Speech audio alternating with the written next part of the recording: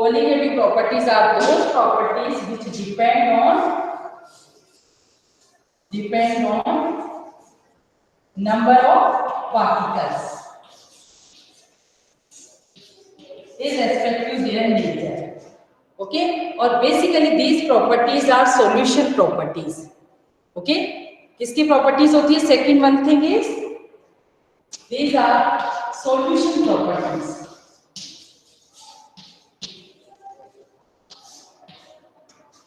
Okay, जैसे तो basically we have there are 9 type of solution है ना, सॉलिड और लिक्विड के बेसिस पे।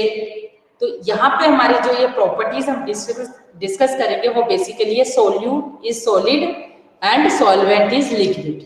किस टाइप का सॉल्यूशन? सॉलिड सोल्यूट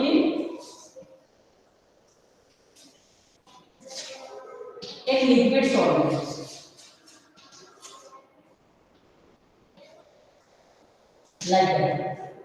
ओके, ये दो चीज हमारे माइंड में क्लियर है कोलिगेटिव प्रॉपर्टीज में। तो बेसिकली किसी भी सॉल्वेंट की जो प्रॉपर्टीज है वो कैसे चेंज हो रही है कि जब हम कोई इसमें सॉल्यूट डालते हैं तो वो उस सॉल्यूट के नेचर पे डिपेंड नहीं कर रही है कि वो सॉल्यूट NaCl है या KCl है, doesn't bother okay about this. It depends on कि हमारे जो नंबर ऑफ पार्टिकल्स कितने हैं। ओके, चाहे हम A सॉल्यूट हो या B सॉल्यूट हो, इट डजंट मैटर। दोनों सॉल्यूट के अगर नंबर ऑफ पार्टिकल्स सेम है तो कोलिगेटिव प्रॉपर्टीज भी सेम होगी। Is it clear Divyansh? This one is okay. Properties कौन-कौन सी होती है? लाइक दैट फर्स्ट प्रॉपर्टी है एलिवेशन इन बॉइलिंग पॉइंट।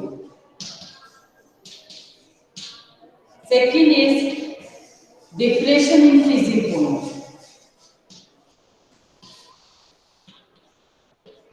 और ये दोनों प्रॉपर्टीज जिस पे डिपेंड करती है दैट इज बेसिकली है वेपर प्रेशर। तो इसको यहाँ पे वेपर प्रेशर में बेसिकली चेंज आता है तो relative logarithm of vapour pressure. And fourth one is alone osmotic pressure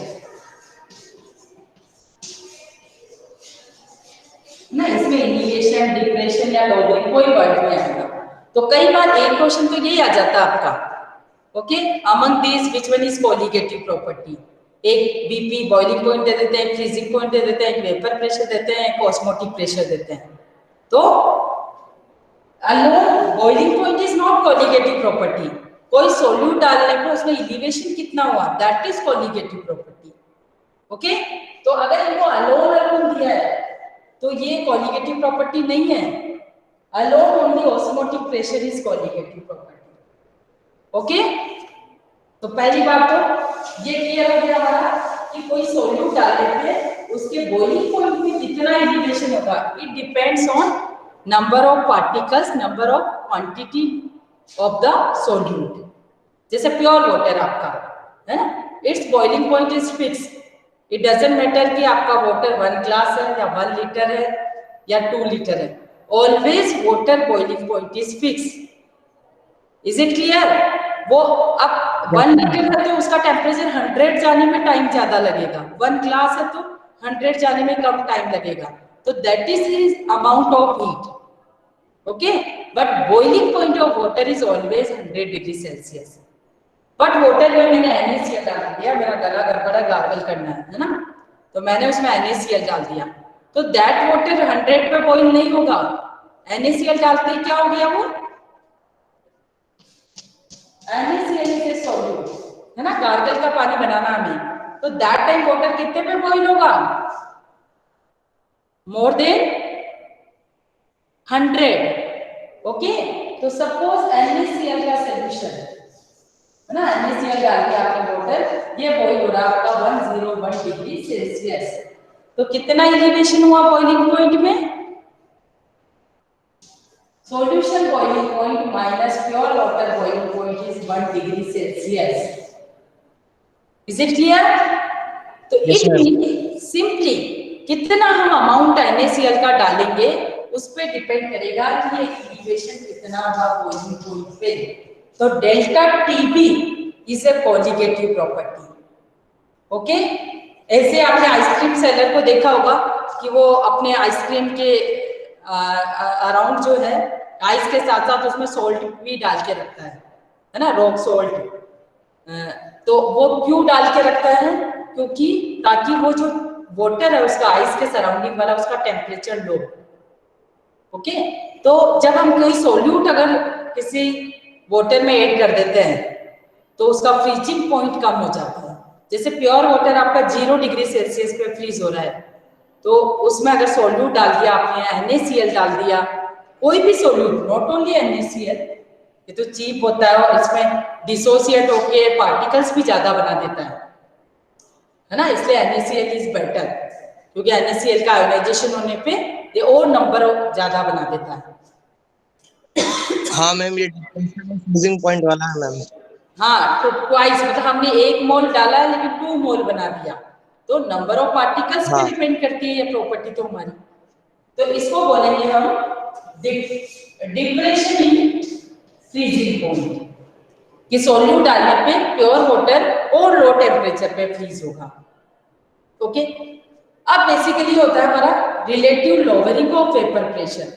किसी भी अगर हम प्योर सॉल्वेंट में सोल्यूट डालते हैं तो बेसिकली क्या होता है कि हमारा वेपर प्रेशर कम हो जाता है, वेपर प्रेशर डिक्रीज हो जाता है।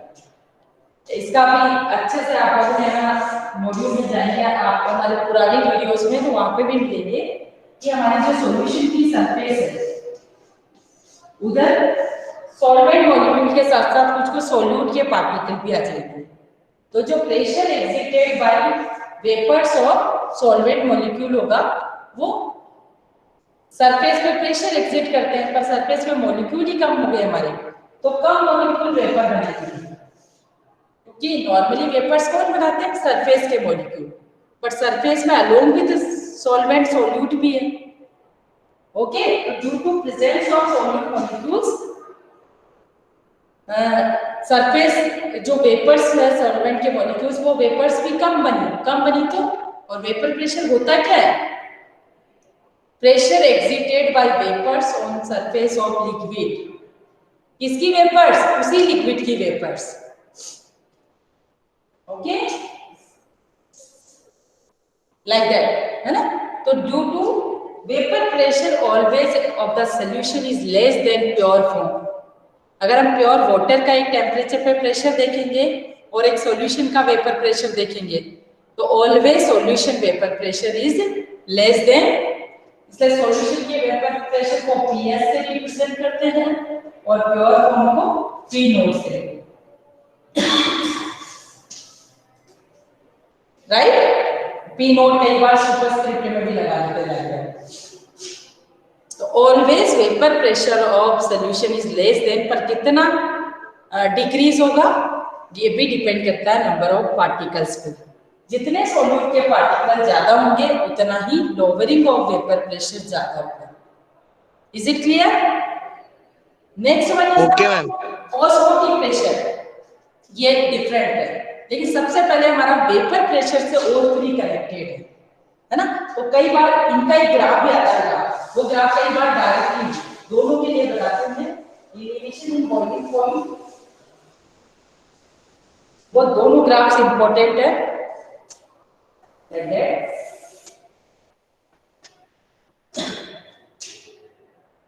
बेसिकली यहाँ पे हम टेम्परेचर लेते हैं और यहाँ पे वेपर प्रेशर लेते हैं। कोई भी लिक्विड आप कहते हो कि वाटर हमारा 100 डिग्री सेल्सियस पे बॉईल होता है, but why? Because at 100 degree Celsius vapour pressure of liquid becomes equal to the surrounding pressure. Okay, तो सराउंडिंग प्रेशर इज सपोज हमारा ये 1 एटमॉस्फेरिक प्रेशर है। ओके, तो हम उस लिक्विड का टेम्परेचर बढ़ा रहे हैं तो उस लिक्विड की भी वेपर ज्यादा बनेगी। ओके, तो सपोज हमारा ये लिक्विड, पहला ग्राफ मैंने लिक्विड के लिए। ओके, इस टेम्परेचर पे हम देख रहे हैं कि इस लिक्विड का जो वेपर प्रेशर है वो एटमॉस्फेरिक प्रेशर के इक्वल हो गया, यानी this temperature is for pure liquid. This one is the boiling point of pure liquid. It is represented by TB node. Okay, but जब हमने सोल्यूट डाल दिया तो ये सोल्यूशन बन गया, और हमें पता है कि सोल्यूशन का वेपर प्रेशर कम होता है। ओके, तो अब सोल्यूशन को भी हम हीट कर रहे हैं। देखो ये इस टेम्परेचर पे सोल्यूशन का जो वेपर प्रेशर है वो इतना ही है, अभी 1 एटमॉस्फेयर के इक्वल नहीं हुआ, तो हमें और हीट करना पड़ेगा, और हीट करते करते इस टेम्परेचर पे जाके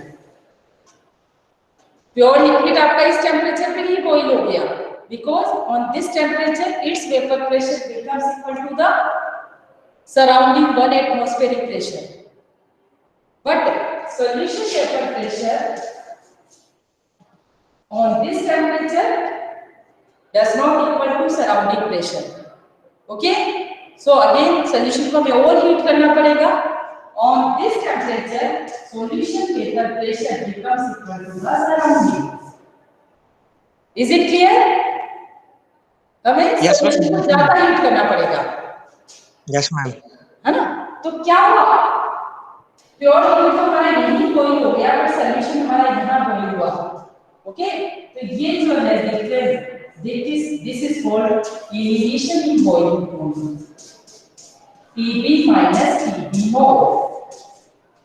TB is the boiling point of solution and TB node is the boiling point of pure liquid.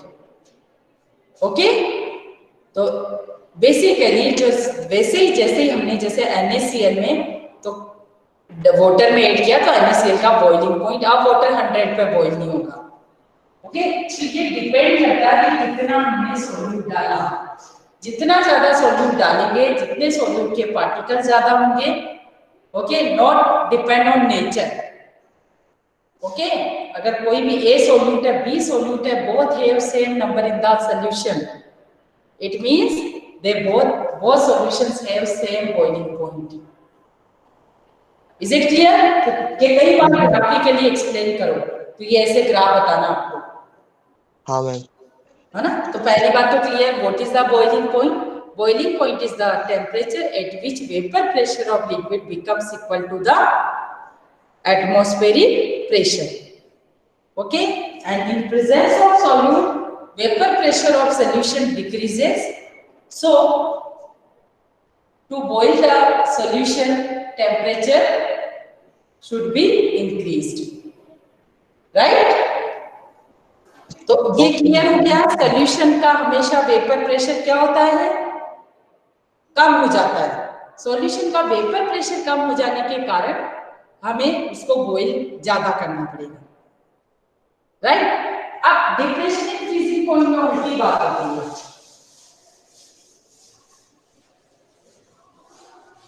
Depression in freezing point के केस में क्या होता है कि what is the freezing point? Freezing point is the temperature at which vapor pressure of solid becomes equal to the vapor pressure of liquid. Right? अब you know very well कि solid का कोई vapor pressure होगा क्या? Solid से molecule vapors में जा ही नहीं पाएंगे। सॉलिड में तो strong intermolecular force of attraction होता है बिटवीन पार्टिकल्स। तो उसका वो उसको पहले मोल्टन स्टेट में लाना पड़ेगा, फिर वेपर प्रेशर लिक्विड का तो कुछ होगा, तो हम लिक्विड का टेम्परेचर कम करते जाते हैं ताकि उसका भी वेपर प्रेशर कम होता जाए।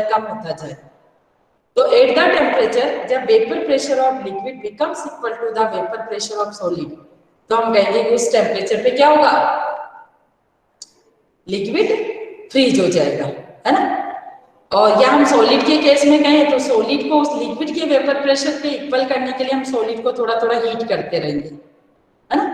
तो एक उस टेम्परेचर पे आगे उसका भी सॉलिड का भी कुछ वेपर प्रेशर बनेगा कि वो लिक्विड के इक्वल हो जाए। But in case of solution का तो ऑलरेडी खुद का वेपर प्रेशर कम होता है, हमने अभी देखा ही है।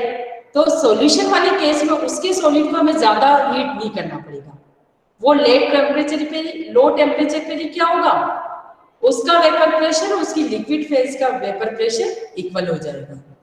ओके, तो here graph between again here vapour pressure and temperature.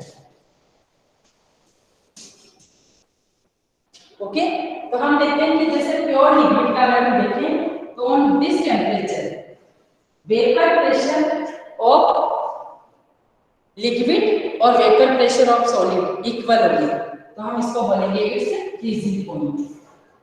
Freezing point of pure liquid like that. Okay, उसके बाद हम बढ़ाएंगे तो अलग तरह से इंक्रीज होगा, क्योंकि लिक्विड में वेपर प्रेशर बहुत तेजी से इंक्रीज होता है। ओके, ये प्योर लिक्विड वाला, यहाँ पे दोनों इंक्रीज हो गए। But in case of solution, ये जो हमारा है ये इस टेम्परेचर पे, यानी इस लो टेम्परेचर पे ही हमारा जो सोल्यूशन का वेपर प्रेशर है और इसकी सॉलिड फेज का जो वेपर प्रेशर है वो दोनों इक्वल हो गए।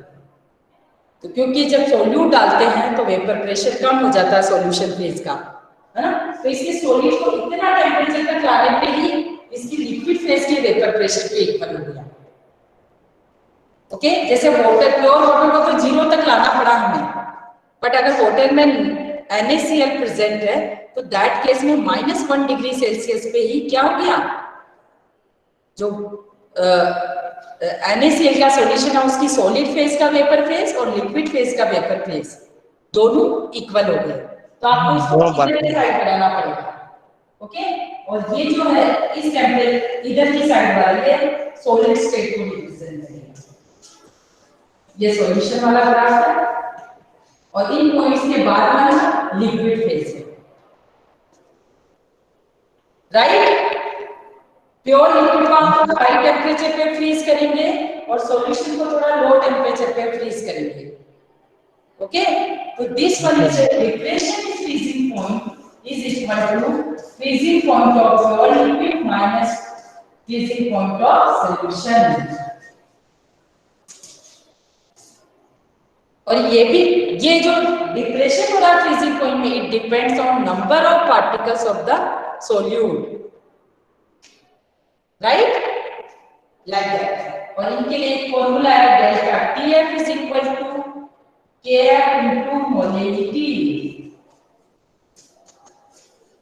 बस और कुछ याद नहीं मिला आपको, बस मोलेलिटी ऐसे ही। तो इसीलिए कई बार आपने देखा होगा कि जहां स्नोफॉल में आइस हो जाता है रोड पे, तो क्या करते हैं, NaCl या कैल्शियम क्लोराइड ऐसे सोल्ट स्प्रेड कर देते हैं। तो दैट टाइम जो आपका फ्रीज हुआ लिक्विड है वो क्या होगा, उसका फ्रीजिंग पॉइंट और कम हो जाएगा, यानी जो टेम्परेचर है सपोज 0 डिग्री सेल्सियस है, लेकिन उसको फ्रीज होने के लिए वो लो टेम्परेचर पे फ्रीज होगा, तो उतना टेम्परेचर नहीं है तो वो मेल्ट होने लग जाएगा जो ऑलरेडी आइस है, राइट। बिकॉज क्योंकि उस प्योर लिक्विड में, उस आइस वाले वाटर में हमने क्या करा, NaCl डाल दिया, कैल्शियम क्लोराइड डाल दिया, ताकि उससे का फ्रीजिंग पॉइंट कम हो जाए।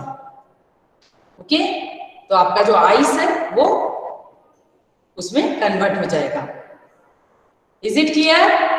Yes ma'am, clear ma'am. So there are two probability, delta TB is equal to KB into n molality small n. This one is the molality, number of moles of solute present in 1 kg of solvent. ये हमारी definition होती है ना, number of moles of solute present in 1 kg of solvent, it is called molality.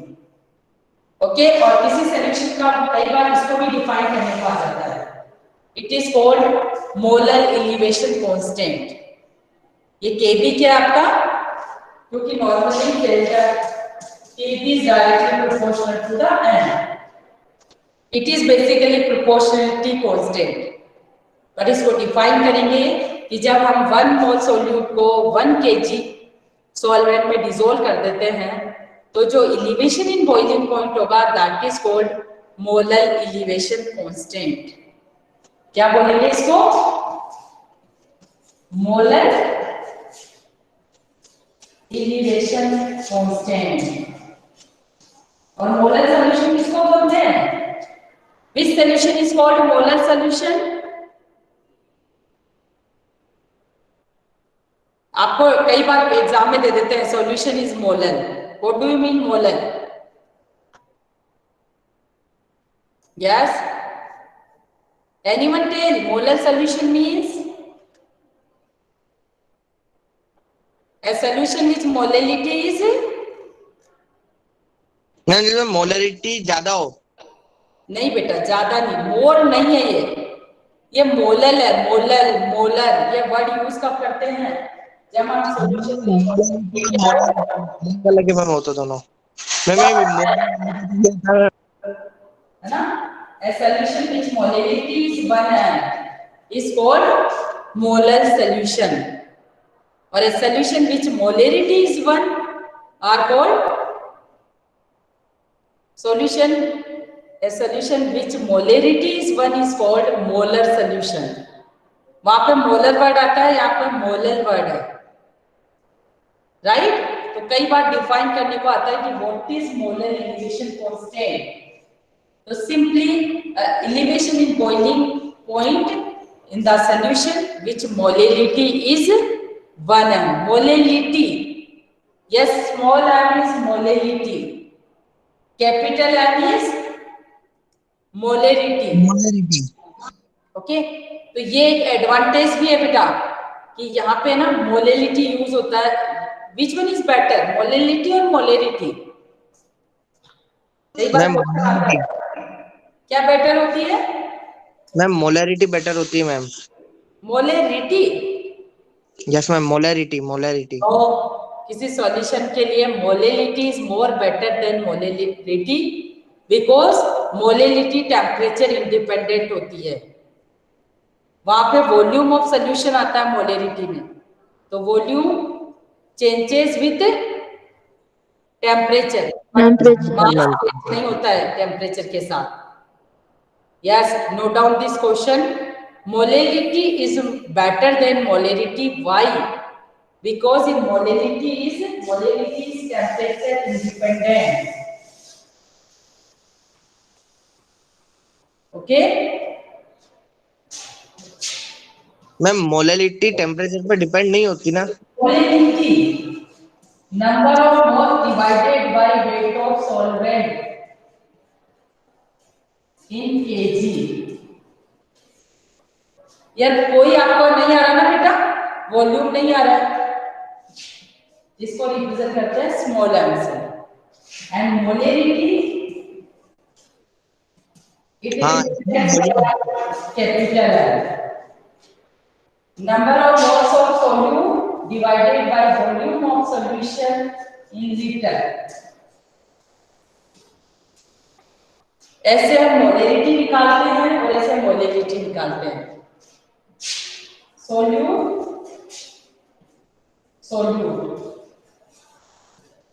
Right? Yes ma'am, molality ज्यादा हुई। Volume is coming, है ना, इन फॉर्मूले में वॉल्यूम आ रहा है, volume depends on temperature, but here weight is coming, weight is not depend on temperature.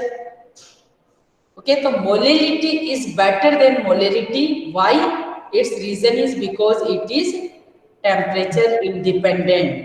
Yes ma'am, वो टेम्परेचर पर डिपेंड नहीं करती, इसलिए मोलैलिटी नहीं होती। वंस आपने जिस मोलैलिटी का सॉल्यूशन बना के रखा है, एज लॉन्ग एज वो उसी मोलैलिटी का रहेगा, but molarity will be changed.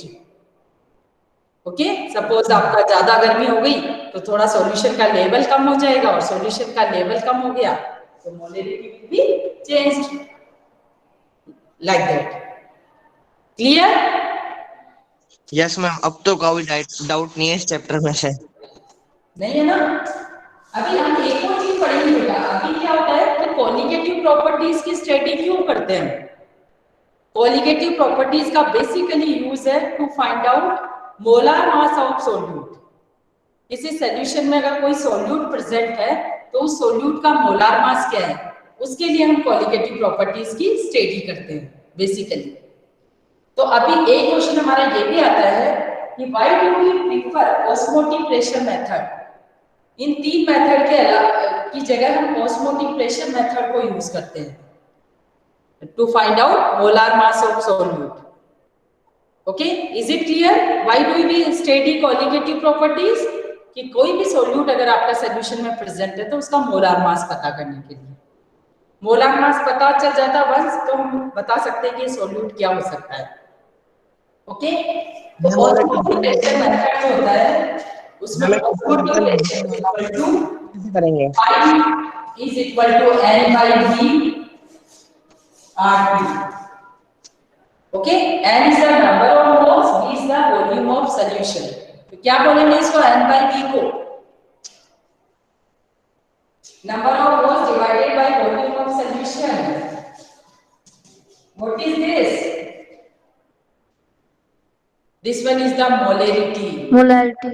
Yes, MRT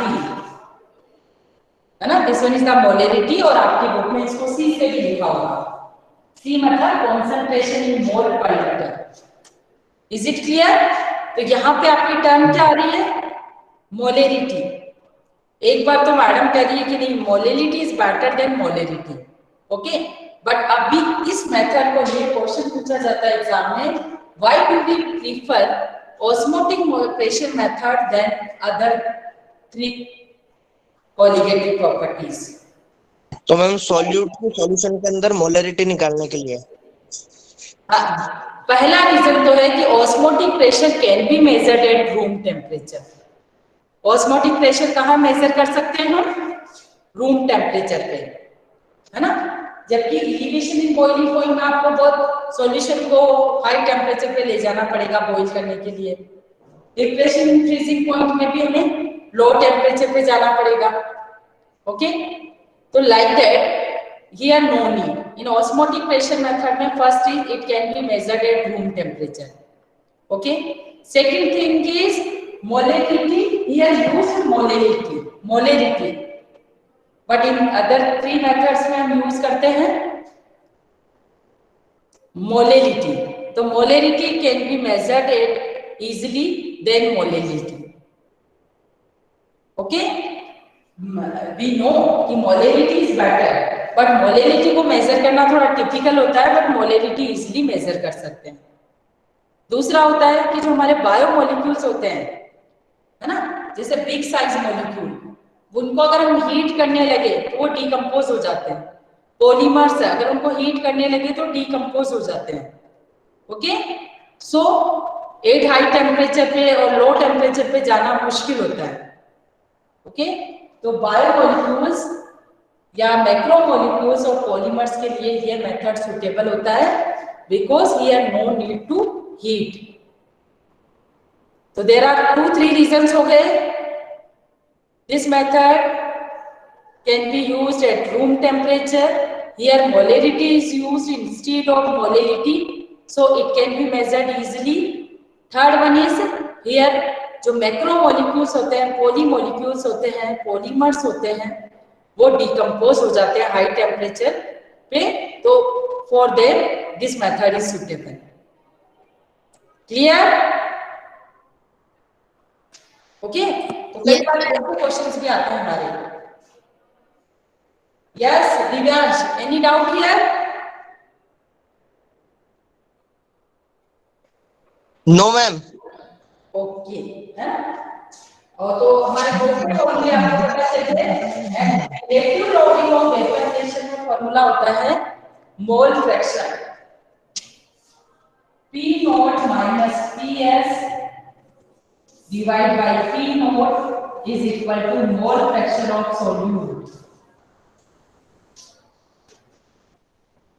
it is relative lowering of vapour pressure. Lowering of vapour pressure P not minus PS, but pure liquid के वेपर प्रेशर के respect में कितना decrease हुआ? It depends on mole fraction of solute. What is mole fraction of solute? Number of moles of solute divided by total number of moles. Mole fraction value always less than और more than 1. Ma'am जो total number of moles होते हैं वो 1 होते हैं ma'am. हाँ यार, तो किसी भी सॉल्यूशन के दोनों कंपोनेंट सोल्यूट और सॉल्वेंट दोनों के लिए मोल फ्रैक्शन की वैल्यू हमेशा 1 से कम होगी, बिकॉज उसके mole total number of moles of solution से डिवाइड करते हैं, है ना. तो मोल फ्रैक्शन की वैल्यू कभी भी इक्वल टू 1 और मोर देन 1 नहीं होगी. Is it clear? तो ये आपका ये फॉर्मूला होता है। प्योर लिक्विड का आपको वेपर प्रेशर पता है, सॉल्यूशन का वेपर प्रेशर पता है, तो मोल फ्रैक्शन ऑफ सॉल्यूट हम निकाल सकते हैं। ओके, तो like that this one is the relative logging off vapour pressure. और ये जब न्यूमेरिकल सॉल्व करते हो और जब सॉल्यूशन हमारा डाइल्यूट होता है तो एन सॉल्यूट कई बार divided by n solvent plus n solute होता है ना। और सॉल्यूशन डाइल्यूट होता है तो number of moles of solute बहुत कम होते हैं, तो इसको कभी-कभी ओवरलुक भी कर देते हैं, हटा देते हैं। ओके, तो number of moles of solute divided by number of moles of solvent रह जाता है। ओके, तो ये पार्ट हमारा है। इसी से हमारे दो लिक्विड वाला एक डाउट लो हो रहा बेटा, है ना। और आइसोटोनिक सॉल्यूशन, हाइपरटोनिक सॉल्यूशन, ये सब अच्छे से पता होना चाहिए। दो सॉल्यूशन जिनका वेपर प्रेशर सेम है। Okay, pi 1 is equal to pi 2।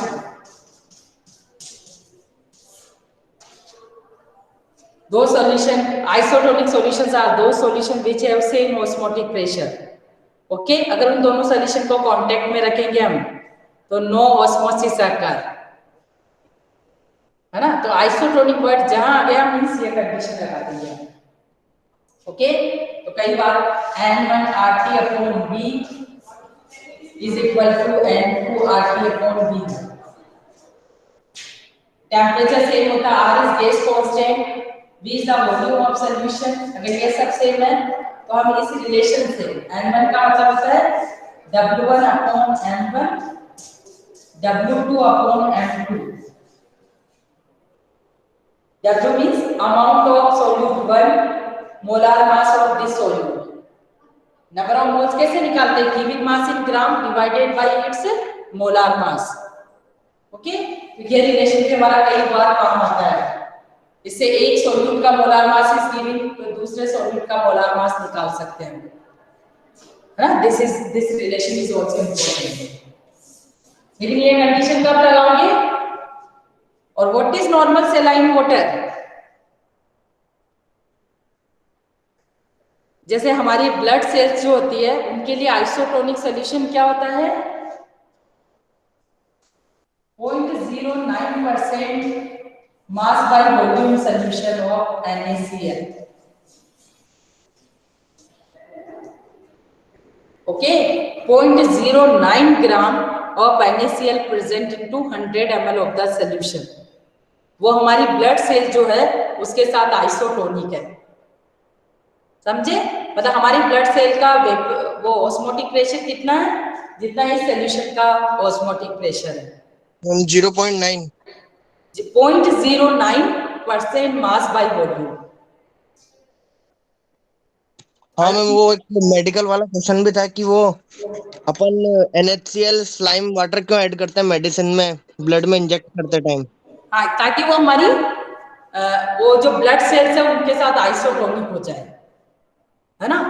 Otherwise कई बार जैसे हमने कम नमक वाला लिया है तो भी हमारा ब्लड प्रेशर कम हो जाता है, ज्यादा ले लिया हमने तो हमारे टिश्यूज स्वेल अप हो जाते हैं। क्यों हो जाते हैं? क्योंकि ब्लड सेल्स से वाटर बाहर निकलने लग जाते हैं और टिश्यूज में आ जाता है ना। तो ये एप्रोप्रिएट है हमारे ब्लड सेल्स के लिए कि आइसोटोनिक रहता है इसके साथ, है ना। तो बहुत ज्यादा नमक लेना और कम लेना दोनों ही हमारे लिए अच्छा नहीं है ना। एक डिसीज होती है एडिमा डिसीज। एडिमा डिसीज जब बहुत ज्यादा सॉल्टी फूड लेते हैं तो हमारे टिश्यूज स्वेल अप हो जाते हैं। व्हाई? बिकॉज ब्लड सेल से हमारा एक्सोऑस्मोसिस हो जाता है, ब्लड सेल से वाटर बाहर आ जाता है इंट्रासेलुलर टिश्यूज में, है ना, इंट्रासेलुलर स्पेसेस में आ जाता है, तो एडिमा डिसीज बोलते हैं उसको। ओके, तो लाइक दैट, है ना। तो कई सारी एनसीईआरटी बुक को बेस बना के पढ़ना बेटा, it's more than enough NCERT. Okay, इसको ओवरलुक नहीं करना है। एनसीईआरटी में जो भी गिवन है उसको अच्छे से पढ़ना है ना। एक Raoult's law is also important. जब लिक्विड सोल्यूशन होते हैं हमारे, वहां के लिए एप्लीकेबल है राउल्स लॉ। जैसे एक लिक्विड को दूसरे लिक्विड में हम मिक्स करेंगे तो भी उस लिक्विड का वेपर प्रेशर प्योर की कंपैरिजन में कम हो जाता है। राउल्स लॉ क्या है? Vapour pressure of liquid is directly proportional to its mole fraction in the solution. जैसे जैसे उस लिक्विड के मोल फ्रैक्शन बढ़ते जाएंगे उसका वेपर प्रेशर भी बढ़ता जाएगा, है ना। तो इस चैप्टर में यही है, एब्नॉर्मल मॉलिक्यूलर मास हटा दिया आपका, पर आपको पता होना चाहिए कि सपोज मैंने आपको 4 सॉल्यूशन दिया है ना, जैसे यूरिया, ग्लूकोज, ये 1 है यूरिया, 1 है NaCl और 1 है कैल्शियम क्लोराइड। ओके, कई बार क्वेश्चन पूछा जाता है कि इन सब में से किसका बॉइलिंग पॉइंट मिनिमम होगा।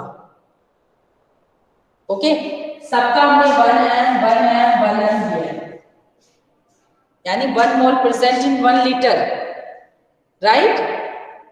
तो सबके नंबर्स आपने सेम लिए, बट ये क्या हो रहा है सोल्यूशन में जाके आयोनाइज हो रहा है, क्योंकि वाटर में NaCl आयोनाइज हो जाते हैं, 2 आयन बना रहा है, एक मॉलिक्यूल 2 आयन बना रहा है, तो 1 आयन से कितना हो गया 2m। हियर 1 एम से कैल्शियम क्लोराइड है, ये भी आयोनाइज होता है वाटर में, तो ये भी कितना हो गया 3m। बट यूरिया है, यूरिया वाटर में आयोनाइज नहीं होता है, तो इसका 1 एम तो 1 एम ही रहेगा, है ना। तो किसका सबसे ज्यादा बॉइलिंग पॉइंट हुआ?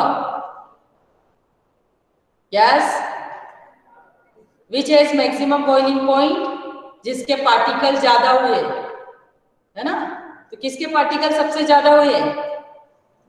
Ma'am Cl2, CaCl2, calcium chloride के। ओके, तो बॉइलिंग पॉइंट भी इसका मैक्सिमम होगा, जिसके पार्टिकल ज्यादा होंगे उसका बॉइलिंग पॉइंट मैक्सिमम होगा। और फ्रीजिंग पॉइंट किसका मैक्सिमम होगा?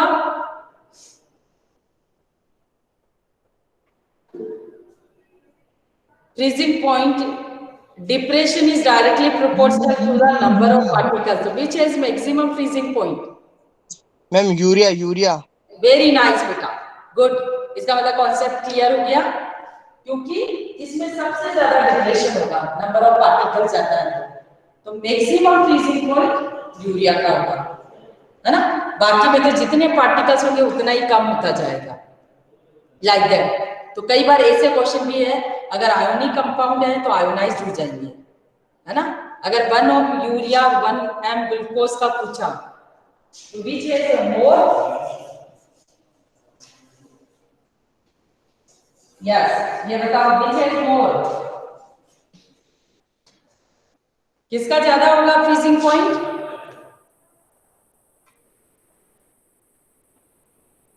Yes, glucose, ma'am glucose. No, both have same, दोनों ही आयोनाइज नहीं होते बेटा, और दोनों का अच्छा, सेम अमाउंट है ना। तो इसका मतलब सेम नंबर ऑफ पार्टिकल्स है, यूरिया और ग्लूकोज पे तो डिपेंड कर ही नहीं रही हमारी colligative properties, both have same number of particles 1 mole present in 1 liter, it means both have same colligative properties। दोनों का बॉइलिंग पॉइंट में एलिवेशन सेम होगा, दोनों के depression in freezing point same होगा, है ना, दोनों का ऑस्मोटिक प्रेशर सेम होगा। ओके, तो कभी कभी ऐसा नहीं कि जबरदस्ती लिखना है हमें, तो ऐसा भी है कि अगर urea glucose both are iso means same number of molecules है, सेम मोलरिटी वाले हैं। Okay, van't Hoff like factor तो दैट। हम हटा दिया है, तो ये तो सिलेबस में नहीं होगा ना। क्या ये है वेंट ऑफ बेटा फैक्टर, सिलेबस में? मैम वेंट ऑफ फैक्टर तो हटा दिया ना। एबनॉर्मल मॉलिक्यूलर मास हटा दिया, बट ये तो इनडायरेक्टली पूछ सकते हैं ना कि आपका कॉन्सेप्ट क्लियर है कि नहीं है, कि colligative properties depend on number irrespective of their nature. Okay, तो ये तो पूछ सकते हैं बेटा। देखो कई बार मुझे ऐसा लगता है कि आपको कॉम्पिटिटिव एग्जाम्स भी देने